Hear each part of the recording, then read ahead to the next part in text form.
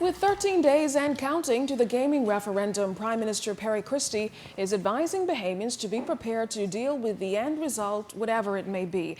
And while many have their own opinions on the matter, the Prime Minister has retained a neutral stance on the divisive issue. Outside of Cabinet today, Mr. Christie told reporters that there's a big reason why the Christian Council's request to shut down number houses until there's a decision is a bad idea.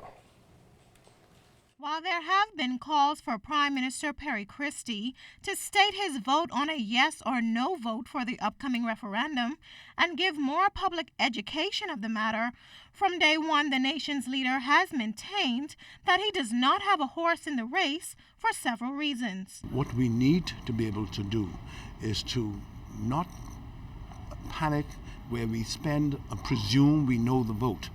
I mean, I would hate to go and spend a lot of money putting in place something and people vote no. So I just elected and told the Christian Council that I had elected to do the minimum, really, in terms of putting in place legislation, putting in place consultants, etc., because I did not want to presume that I know how people would vote. There has also been calls from various sectors to shut down the dozens of web shops before the referendum. But Prime Minister Perry Christie was adamant that this won't happen. I was very honest with the church. I told the church I was not going to even try it. It will be, as I said before, it will take a lot of effort and a lot of money to do that. Whenever that happens, okay, if there is a vote, no vote, and we begin the process for that, you will see the extent to which that is going to be a very costly affair to be able to try and handle this kind of event that we will have to once people decide on how they're going to do it.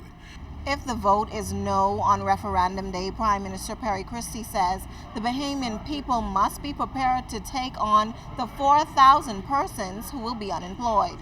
These people will either have to go deeper underground illegally, or we will have to find a way to find alternative employment for them. I would not dare open my mouth and tell them they cannot be employed with the yes vote people who we're working for. I wouldn't dare do that because no one else is helping them. Social services, in some instances, could help with rent, could help with payment, but they need jobs. And when they're working, who in the devil is going to help them get the jobs they have? Janae Noel Ferguson, ZNS Network News. The pension fund of the Broadcasting Corporation of the Bahamas is in trouble. That was revealed by Minister of State for Finance Michael Halkitis during Monday's House session. He told members that ZNS's pension fund is in urgent need of intervention. Now, what's more, State Minister Halkitis said ZNS is still having major challenges meeting its payroll. Our Sayan Thompson has more on the story.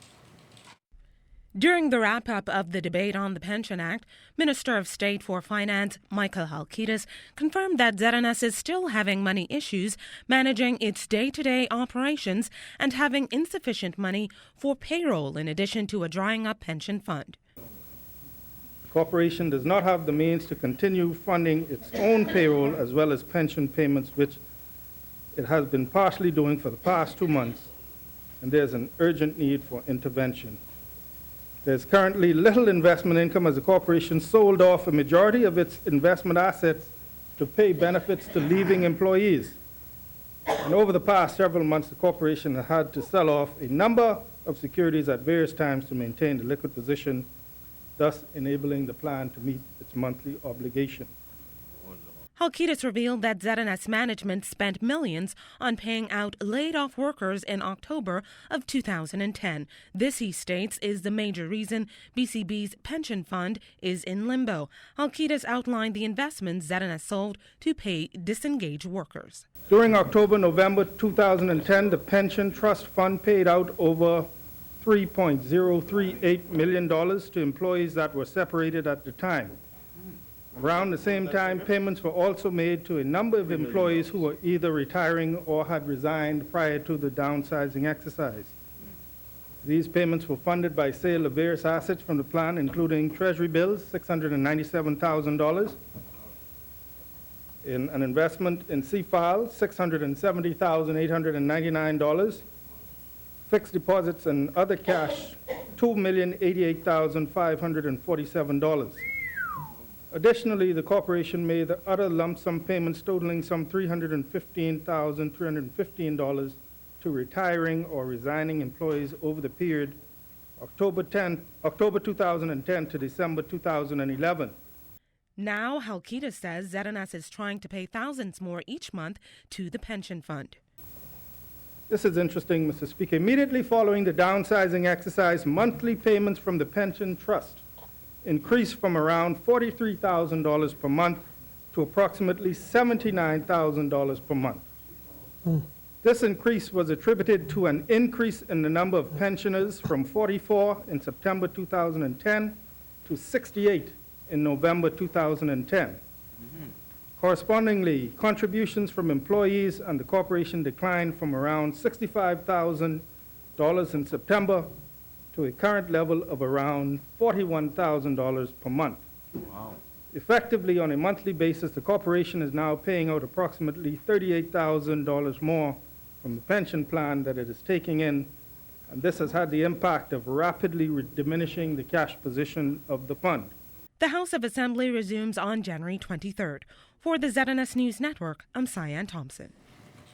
Prime Minister Perry Christie has also commented on the Broadcasting Corporation's pension plan, telling reporters outside Cabinet today the government plans to implement a program that works. The Ministry of Finance and I think the Minister of State for Finance indicated that we are going to be taking steps to look at this whole regime of pensions in public corporations. We are consulting a local firm with respect to the manner in which we should go about approaching it.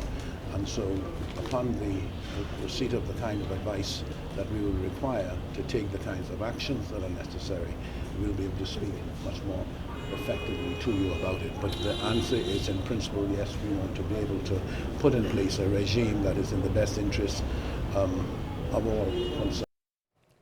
A communication read in the House of Assembly on national insurance by the opposition leader yesterday stirred up another controversy. The question that arose by the minister responsible for national insurance, Shane Gibson, is how or what timeline did Dr. Hubert Minnis receive the information, considering he had just gotten the official document himself. The communication involved the possible sale of the City Market building on Independence Highway. The government, through NIB, was reportedly looking into purchasing the building, said to be worth between $7 and $9 million. It has been determined Bahamas Customs Department does not have an immediate need for the property, and previous offers for the property were around $4 to $5 million. Management is recommending that an offer not be made for the purchase of Bahamas Supermarkets Limited warehouse and land located on East-West Highway until the government has identified a suitable tenant and accept payment terms. Mr. Speaker, I would hope the government have no intentions of going into the real estate business, rental business, because this communication from National Insurance show that Customs do not need it. This communication that the member's reading now was sent to me, I think, on Thursday of last week. I haven't seen it. Right? And the information verbatim was sent to me on Thursday of last week by the person responsible for investment and national insurance. It was only sent to me Thursday of last week. And they're recommending, as he said, that we not make an offer, which, of course, we will not make an offer based on that recommendation. Leaders of the Baptist churches and delegates from around the world in the Bahamas this week for the Progressive National Baptist Convention's 2013 Midwinter Meeting. The Midwinter Board meeting is a major planning meeting for the PNBC. During those talks, participants will plan the organization's agenda for 2013 and its annual August convention.